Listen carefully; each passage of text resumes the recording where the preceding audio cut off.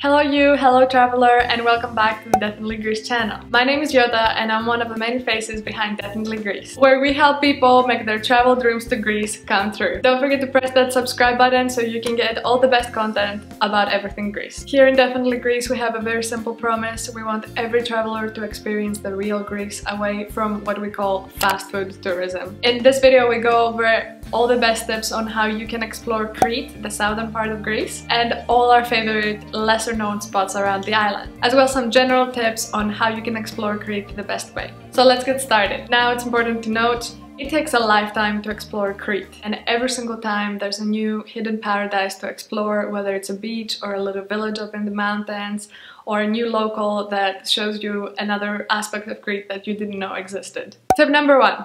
Rent a car, rent a car, rent a car. If you can, of course. Take your Cretan map out and have a look at it. Now, if you run your finger through the middle, going west to east or east to west, this is all mountain ranges. Naturally, this makes traveling from north to south a little bit more of a hassle than going from east to west. However, the beautiful mountainous views along the way are gonna make the trip so worth it. So take that into consideration. Sometimes destinations may look very close, but it will be a long windy road on the way there. And of course, make sure to always have your international driver's license with you so that you can rent a car in Greece with no hassle. Tip number 2. Starting from the eastern part of the island, one of the favorite destinations among locals is the little village of Alouda. Alouda is a great spot to stay at while you're exploring nearby destinations. A must-see is the palm tree forest of Vai. You can definitely make a day trip out of Vai, as you can drive there and relax by the beach, visit the palm tree forest, or even taste some delicious local bananas. A second must-see in the area is the little island of Spinalonga, which was made famous by a novel written by Victoria Hislop. This little island was actually used as a leper colony for many years. You can catch a boat to Spinalonga from Alouda. There's one every 30 minutes or so, and it doesn't take more than 20 minutes to reach the island. And interestingly, it was one of the very few places around Greece that was never invaded during World War II. Tip number 3. Crete has hundreds of gorges to explore and trek. Samaria Gorge at the western side of the island gets all the attention, and as it is the longest gorge in Crete. However, there's hundreds of other tracks to choose from.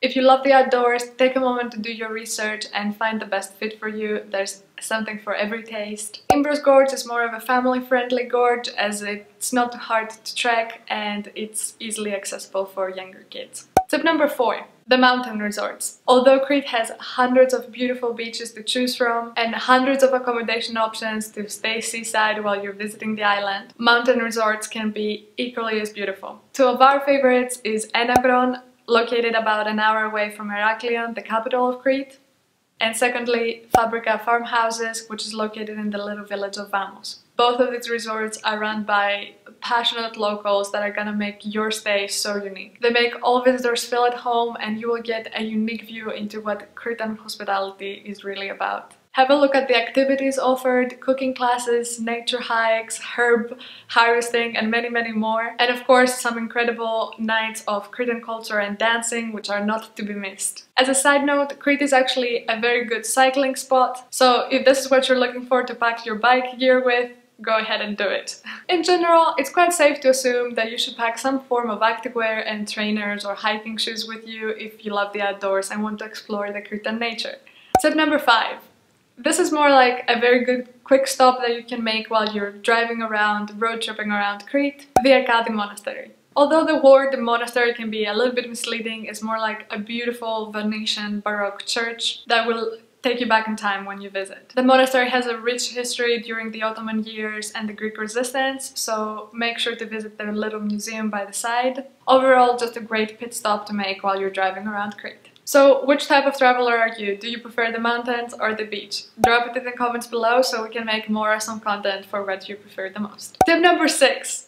Let's talk about everything you can see around the prefecture of Chania. Take a little road trip around the little village of Sfakia. Sfakia is essentially the symbol of Crete and a picturesque little village that carries a lot of history. Sfakia has plenty of wonderful tavernas where you can enjoy a traditional Cretan meal, and you can catch the little boat to go visit the nearby beach. Cretans are incredibly proud of their island and they're the essence of what we call Old Greece. It's still very common to see men and women dressed in the traditional dress. You will see the man in the black shirt, and you might also notice a lot of people wearing the traditional headscarf, white for women and black for men. That is called tsariki. Crete is also an incredibly safe destination, so don't be afraid to explore further, talk to the locals, ask for directions. They usually love to have a chat and help tourists out, even if they can't speak a word of English. They will try their best to help you out. Tip number 7, another thing you can explore nearby Chania. If you love World War II history, there's hundreds of monuments to visit around Crete. Crete was famously the last part of Greece to fall during the war, and Cretans famously helped a lot of